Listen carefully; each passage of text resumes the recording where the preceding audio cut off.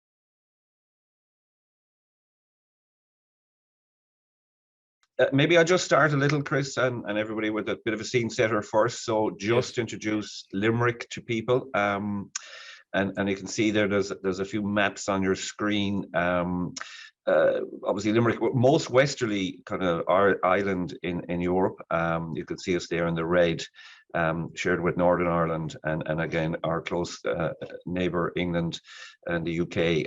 So for Limerick, we are the capital of the Midwest of Ireland. So if you look at the kind of the map, the grey map with the circle, we're really the middle of the kind of west coast and what they kind of now call the Wild Atlantic Way, because we're on the Atlantic. The region has around 500,000 people and growing, and that consists of 3 county areas: Clare, Tipperary, and Limerick. And you probably know those names from either songs or poems and things like that. So about Limerick City is the capital, about 200,000 people and growing in the metro and county area. And we're probably one of the fastest growing investment locations in Ireland outside of the capital. We have a very strong investment development program. And as a council ourselves, we amalgamated. We were 2 separate councils. We were a city council and we were a county council and the neighbouring Cheek and Jowl. But we amalgamated in 2014. That can be kind of a tough time for everybody. You know, you've double services, you're trying to bring them into one. So there was a lot of organization, design and development. So in fact, it wasn't really a merger, it was a new organization created.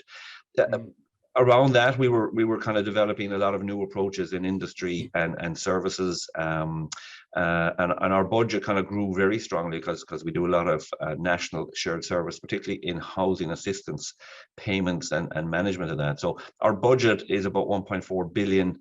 It's the 2nd largest financial budget in the country, because of the various special purpose projects we do, the shared service nature of our business, and we run a lot of regional services. So growing in staff, about 1,500 staff at the moment, and a few more to come on board. But again, that's kind of static enough in the sense that there's a bit of natural attrition and people retiring and joining us all the time, which is a bit of a problem because you've got some very new people who don't have a history or a tradition of public service, probably coming with mixed backgrounds and from the private sector, and how they deal with councillors has to be constantly monitored, as we all know. We're acknowledged as a very strong leading local authority, and have done some interesting things. We've set up the first public interest development company as part of the council architecture back around 2014-15 to really guarantee delivery of key sites and particularly economic sites. And that's been very successful. In fact, we ended up buying a former Dell manufacturing site and turned it into a film studio, which has been very successful. So really kind of change how Limerick does its business, the type of sectors it's working to, and future proofing. And I think that led a lot of these approaches, and we were very lucky in job creation. And then when you have jobs, people want to follow the jobs and they come and visit. So they want housing, they want placemaking. And we were successful. So I think that unleashed a kind of a wave of ambition in people. Government has always had this ambition to have directly elected mayors, very common in Europe. But yet Ireland hasn't moved that way. So they offered a plebiscite to 3 locations that had amalgamated, which was Waterford, Tipperary, Waterford, Cork, and Limerick, as an open vote 3 years ago. I'd say the intention, the view in government was Cork as the 2nd city might have taken it to have a go at kind of the capital. In fact, they didn't. Both fell. Waterford and Cork fell in the vote. Limerick came through in a 48-52 passing rate. And I think since that time, the bill has been designed to help it. So really people kind of wanted more. I think the government are very happy it is Limerick because we're big enough to be big and we're small enough to be small. So this is radical. This is the first time in 100 years that the model of government locally will change from the council manager type model to the directly elected mayor. The current model, and there is a lovely shot of our chamber, a big circular chamber that we can all eyeball one another in the row. But it is a very good council, I have to say, having amalgamated, and you have a very rural view and you have a very urban view. They've come together very well in the amalgamation. But the model is the mayor is elected each year from the body, from the assembly. That's normally agreed at the start of the council cycle, which is a 5-year cycle.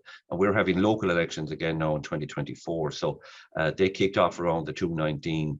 And the plebiscite was actually held as part of local elections and as part of European elections, and a referendum as well. So a lot of people said really wasn't sure what we were voting for because it came in a wave of votes. And now they're thinking deeply about it.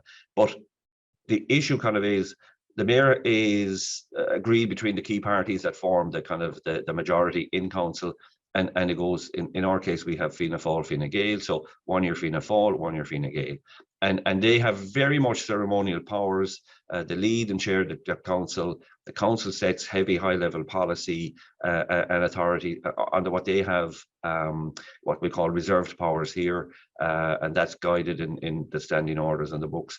The chief executive has executive power then to carry out functions, so really operating like a full chief executive, but hand in glove with the council, as we all do, I imagine, and we work forward on a kind of a corporate plan basis and a development plan. What's going to come, and the bill is going through the Dáil at the moment, which is our parliament, and it is being shaped. It hasn't been formally voted on, but it is seeking then to bring forward a directly elected mayor. And if the bill passes, say, this year, I would imagine early next year, there would be a public vote in Limerick for a directly elected mayor who would now, if de facto, become the chief executive and would have full executive powers. The role of the chief executive will change to being a director general. This is shaped very much on a government model where you have the kind of minister responsible for the kind of the ministry, and you have the secretary general, as we call them, and their various assistant secretaries working the department. So minister is the boss, and the sec gen is the operator. A very similar model to here. So the mayor becomes the boss, and then the former chief executive, now the director general, becomes like the chief operating officer, with what is going to be a new branch of powers called specified powers. So effectively, everything to do with operating the organization, the accounting officer, and individual decision making. So planning permissions, hiring, firing of staff, managing the budget with the mayor. All that will be done by the director general under the mayor's program. And once the mayor is elected, the mayor has to bring forward a mayoral program to council, and the council have to vote it through. So what we're really going to be entering is a coalition model of local administration. The mayor comes, we've obviously very well good plans in place. So you have the mayor, director general, and you'll have a new head of the council, so that the mayor will not chair the council meeting or manage that. That'll be done by a new post called the chair of the council, and that three-way model will hopefully then, once it settles in, become the new way of working. But the mayor will be the boss effectively, and that's radical for Ireland. It is definitely radical for Limerick, and we're shaping around that.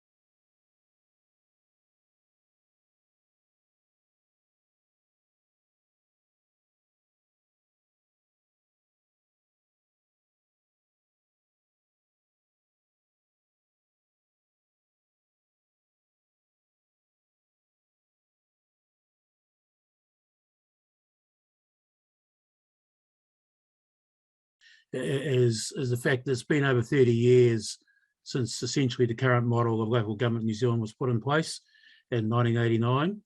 And other than the creation of Auckland Council in 2010, and Auckland, has about 1.7 million or 30% of New Zealand's population represented in one council, and then you have another 77 local authorities representing the other 70% of New Zealand's population. So there's a big imbalance there. But basically, other than the creation of Auckland, 12, 14 years ago, there's been no major change in local government in New Zealand for over 30 years. And it's fair to say there are a number of questions being asked about, is the model of local government still fit for purpose? And there have been a number of indicators of issues bubbling away beneath the surface, including accumulating quite significant infrastructure deficits. In the case of Three Waters, which is the water, wastewater, stormwater delivery, it's been estimated by work done with Scottish Water that deficit's up to about $180 billion that needs to be spent in the next 30 years. So a very significant investment required, and that's really driven a lot of reform, both the size of deficit, and also about 5 years ago, there was a very unfortunate incident in which Campylobacter got into a water supply in a place called Havelock North in New Zealand. We ended up with 6 deaths, 50 odd people in hospital, and about 4,500 people out of a population of 15,000 who felt unwell and sick as a result of the contamination of the local council-run water supply.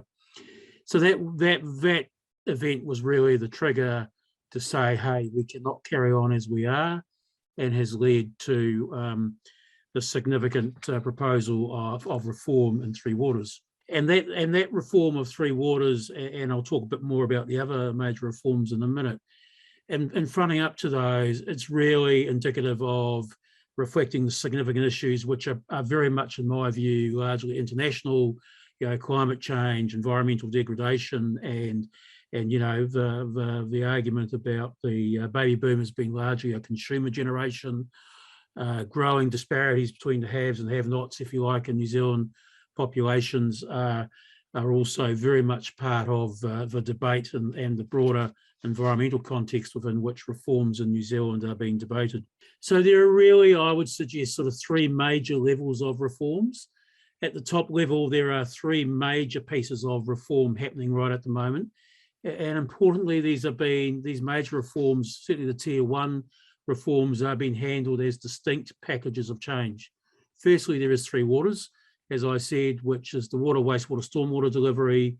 And look, in some of our rural and provincial councils, Three Waters can be sort of 30 to 40% of their turnover. So it's quite a significant.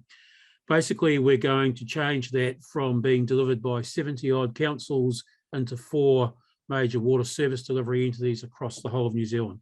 So quite significant reform proposed in there, and it's been quite controversial, which I'll comment on.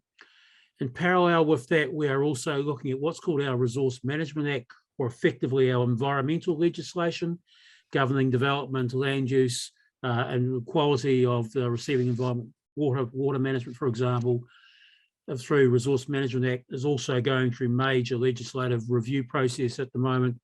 Again, legislation was put in place in 1992 and is now somewhat dated and needs to be updated to reflect the needs of today.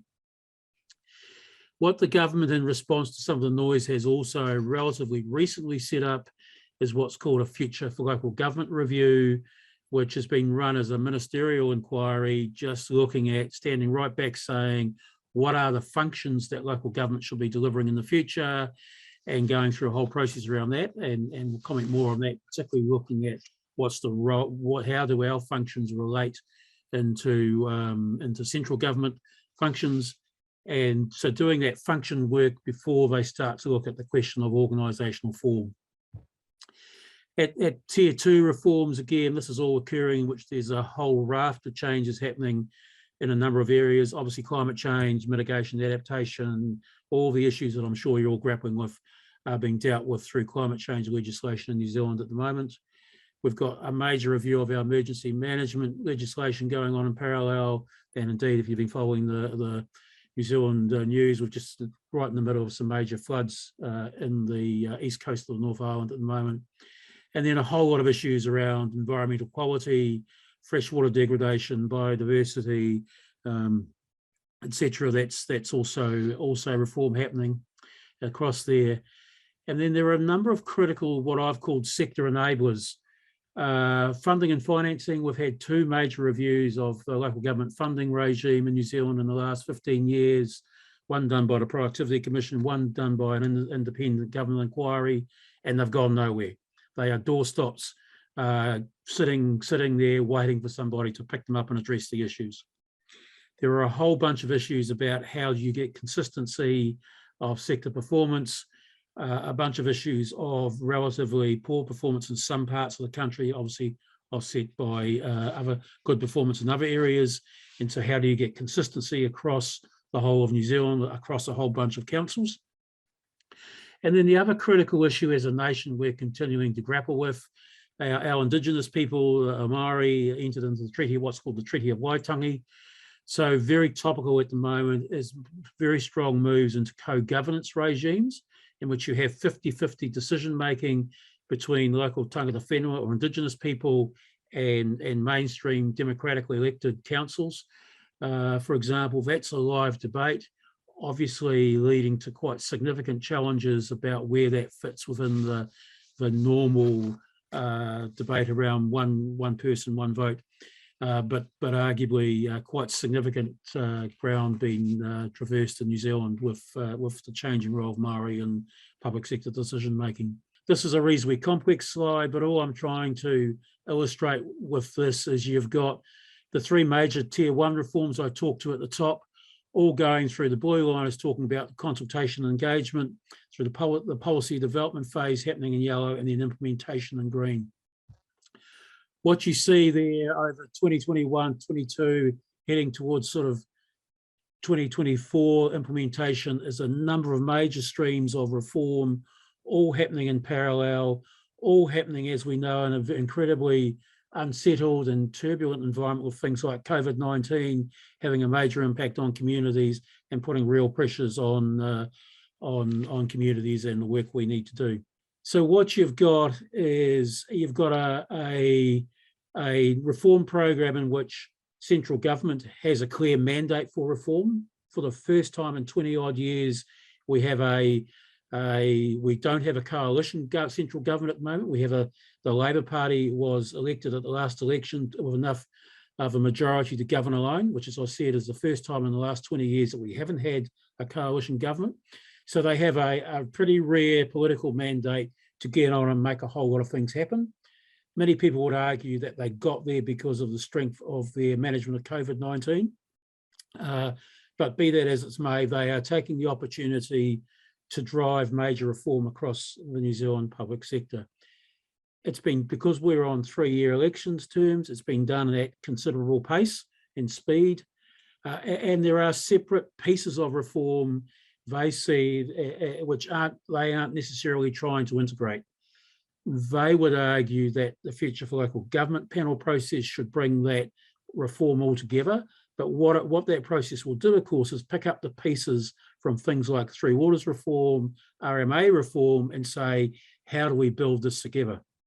So quite an ambitious change program, which of course is creating considerable uncertainty for the local government sector around New Zealand. And that, of course, is leading to different reactions from different local authorities and different communities in New Zealand. There are obviously some who see that reform and change is well overdue and just needs to happen, and let's get on with it. There are others who agree with the need to reform but object to the speed. And of course, there are a bunch of others who simply don't accept the need for change, are the laggards, if you like, in terms of normal change methodology and talk. And so they are putting up quite a fight. And you'll see the photo there is a group called Communities for Local Democracy, which is a collection of about 30 odd councils who have come together to fight the government on their reform agenda. And who are doing a number of interesting things, like, for example, they have lodged legal proceedings, what we call judicial review proceedings, to challenge the government's decision-making processes. So there is a whole bunch of different reactions to the reform process that's going on in New Zealand. I'm quite open and upfront about the fact I'm of the view that local government reform, I'm in the pro-reform category in New Zealand, if you like. And I, like a number of others, very much looking at, so what are the opportunities that change creates and for local government in New Zealand. And in that sense, very much talking about, the power of localism and the importance of being able to deliver services at place in a joined up way. And that, local government, if it's connected with its communities well, has a pretty strong and important role to play as a convener of services and a convener of agencies to deliver the services that are needed at place. Very strong opportunity to create a whole of government or a system approach. At the moment, one of the arguments is that there is a lack of trust in it, and look, I buy into, accept this as an issue between central government agencies and local government. And so some opportunities in here as to how do we actually create a better integration of the work we do between central and local government agencies and deliver better joined up services at that place level. There is a need, as we, the changing world in which we all live, to deliver services and be quite sophisticated and smart about the way in which we deliver services at real pace and in terms of the change and continuing to evolve them. And we are seeing, I think there is a very strong argument for greater scale being needed, particularly in some of our major infrastructure services, such as Three Waters, such as roading and public transport, where if we're being honest, there are also very significant infrastructure deficits in New Zealand at the moment. Opportunity for partnering with Maori and recognising the role of the treaty, and indeed the UN Declaration on the Rights of Indigenous People is also a very topical issue in New Zealand at the moment. And how do we ensure that we give them greater say within the models in which we work? And sitting beneath, of course, linked into that issue is the whole issue of what I call equity of outcomes and ensuring there is consistency of your targeting service delivery to the areas of greatest need to create that opportunity of greater equity of outcomes and addressing some of the social gaps that inevitably exist in New Zealand. So there are lots of opportunities.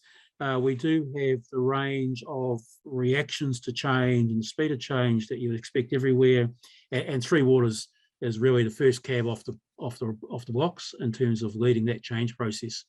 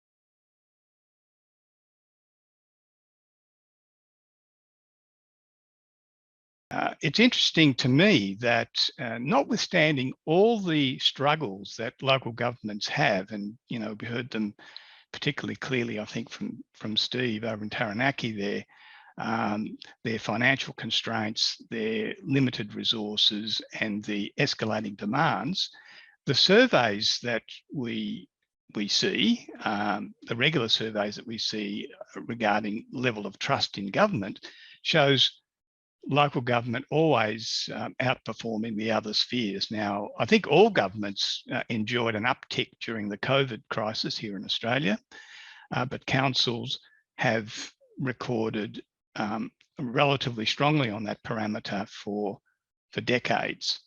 But notwithstanding their performance and notwithstanding how protective communities are of their local governments, the proposition that I have for discussion tonight is that they're not allowed to live up to their potential because of the constraints put on them by the state governments. They are the creatures of the state government. They're not the creatures of the Commonwealth government. The Commonwealth has no jurisdiction over local government. Local governments live or die based on the desires of the state government. But I will put to you that state governments have really woven a web around local government, and we haven't seen the value that they can provide. So if we can move to the next slide. The way I the conceptual framework that I apply to think about successful governance, not just at local government level, but at all spheres of government, is this threefold one, that a sphere of governance will only maximize the value that it can offer its community. And in this case, we're talking about local government, if these three conditions are met. There is a need to have a democratic mandate, at least in Western liberal countries. We expect to vote for our lawmakers, our tax raisers, and our tax spenders. And that is if you like, it's a given. And we heard already tonight and this morning from Pat how in some jurisdictions a lot of effort goes into reinforcing that democratic mandate. The second one is that the sphere of governance, that local government, should have a clearly defined set of functions with reference to the subsidiarity principle. And that is a set of services and functions within which it should have, I won't say unfettered discretion, but a high degree of discretion in terms of quality, quantity, and coverage in terms of delivery. The local government should be able to treat with its community about the array of services, about the extent of those services, about the cost of those services, so that ultimately, if you like, people can find a community, can find a local government that suits them best. But I'm not, in saying that, promoting a kind of an American model of local governance. My idea here is that whilst you have local discretion, maximum local discretion over local matters, there needs to be strong state and Commonwealth action in terms of redistribution and equalisation of fiscal capacity, so that we do not have different regions drifting further apart on the equality spectrum. The final parameter is around fiscal autonomy. So that goes with, that's the other side of the coin, if you like, in terms of the functions which are within the bailiwick of local government. Local government should have the capacity to strike a deal with the community or offer a deal to the community in terms of quality, quantity versus taxation. When we look at the actual situation, certainly here in Victoria and in my experience right across the Australian continent, very few of these conditions are met. Councils are rate capped. They have no discretion over well, they have a very limited amount of discretion over property taxes. They have, unlike some other jurisdictions, no capacity for local income or consumption taxes. Their functions are strictly confined and supervised by the state government. There's regular cost shifting by state government to local government. There's very fuzzy subsidiarity with a constant threat of intervention by the state government.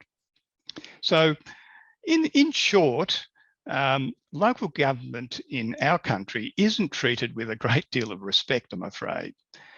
Rather, it's treated as, if you like, the municipal service arm of the state government to do the direct bidding of local government, of state government. Now, there is a democratic mandate, and we do faithfully go and elect our councillors. I think very few citizens can even remember who they voted for. So that part of this three-legged stool is there in place. But because the overall sector isn't really treated with respect, in my humble opinion, I think this feeds back into you know, the people in the community who are motivated to put their hand up to run for election, and that also has feedback effects in terms of the way local government runs. So my overall message is that local government is a treasure. It is a democratic treasure. It can enrich the lives of people. It can be a source of innovation, which, well, it has been a source of innovation and can be an even greater source of innovation in terms of public service delivery, but it's being held back by overly restrictive state government regulation and restrictions.